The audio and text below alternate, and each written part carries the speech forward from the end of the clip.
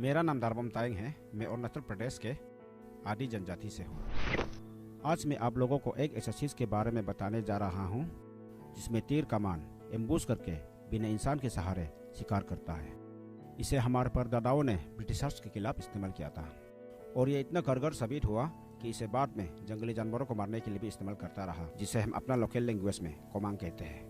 आइए देखते हैं इसमें क्या क्या लगते हैं और ये कैसे बनते हैं। सबसे पहले तो इस तीर का और इस धनुष का जरूरत पड़ेंगे और ये बेम्बू का 2 डंडा, ये एक और बेम्बू का डंडा जिसको मैंने यहाँ पर होल्ड किया हुआ है और उससे 3 फुट की दूरी पर एक और मैंने होल्ड किया हुआ है और उसी डंडे के अगले हिस्से पर मैंने यहाँ गन बना रखा है जिस पर हम धनुष को फंसाएंगे।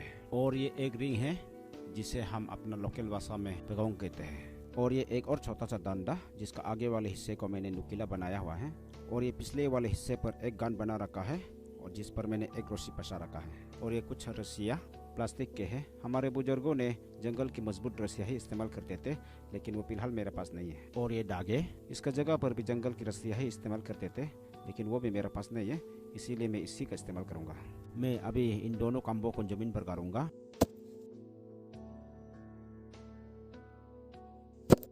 अब इसे यहाँ पर रख देता हूँ। अभी इसे इस रस्सी के सहारे मजबूती के साथ यहाँ पर बांध देता हूँ। बांध दिया गया है। अभी मैं धनुष को यहाँ पर फंसा देता हूँ। इस प्लास्टिक रस्सी के सहारे इसको भी मजबूती के साथ यहाँ पर बांध देता हूँ। इसको करीब करीब 1.5 फुट के हिसाब से यहाँ पर मैं बांध देता हूँ। अब आया है इस पेगोंग का बारी। इसे मैं अभी धनुष के आगे बांध देता हूँ। देखिए, अब इसे मैंने धनुष के आगे बांध दिया है। अब धनुष की रस्सी को तान कर यहाँ पर फंसाना है। इस तरह फंसाने के लिए ही मैंने ये गन बना रखा है। हमारे बुजुर्गों ने जिस धनुष का इस्तेमाल करता था वो इतना ताकतवर था कि उसका रस्सी को यहाँ फंसाने के लिए 4-5 आदमियों का जरूरत पड़ता था। और इसी डंडा के आगे इस रिंग को यहाँ पर फंसा लेना है। आप देखिए। अब रही बात निशाने की, उसके लिए मैंने ये एक केले का पेड़ काट के रखा है। अब सवाल ये उठता है कि हमें बड़ा आदमी को मारना है या छोटा आदमी को, बड़ा जानवर को मारना है या छोटा जानवर को। उसके लिए भी एक तरकीब है। दुनिया के किसी इंसान या जानवर का पैर को 2 बार अगर राउंड लिया जाए तो उसका ऊंचाई सीने में आ जाता है। ये मेरा पैर का निशान है। इसका मैं सिंगल राउंड लेता हूँ और इसे डबल कर देता हूँ। देखिए, इसका ऊंचाई ठीक मेरा सीने में आ गया। अब बच्चे का पैर का निशान को एक राउंड लेते हैं और उसे डबल करते हैं। आप इसे खुद पर या किसी जानवर पर आजमा के देख सकते हैं। इस बच्चे का पैर का डबल राउंड का ऊंचाई भी ठीक इसका सीने में आ गया। इसका टारगेट मैंने मिलाया है अपना ऊंचाई के हिसाब से। अभी ये तीर यहाँ पर लगेंगे मेरे सीने की ऊंचाई पर, यहाँ।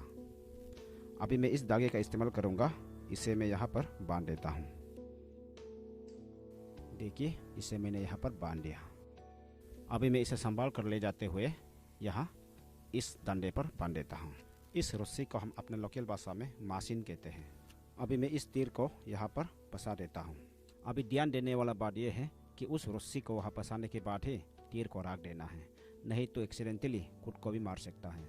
बुजुर्गों ने कहा है कि कुछ लोग इसका शिकार भी हो गए थे। अभी ये पूरी तरह से हमले के लिए तैयार है। अभी ये बेसब्री के साथ किसी शिकार का इंतजार कर रहा है। अभी जैसे ही किसी इंसान या जानवर ने इस रस्सी को टच किया तो ये तीर पलट झपकते ही उसे मार डालेंगे। असल में इसे किसी जंगल या झाड़ियों में छुपा कर ही किए जाते हैं, लेकिन मैंने यहाँ खुले में कर रखा है ताकि आप लोग आसानी से समझ सकें। अभी मैं इस रस्सी को किसी डंडे के सहारे टच करके दिखाता हूँ। इस एंगल से भी देखिए, सामने से भी देखिए। देखिए, जहाँ पर मैंने बोला था तीर वहीं पे लगा है।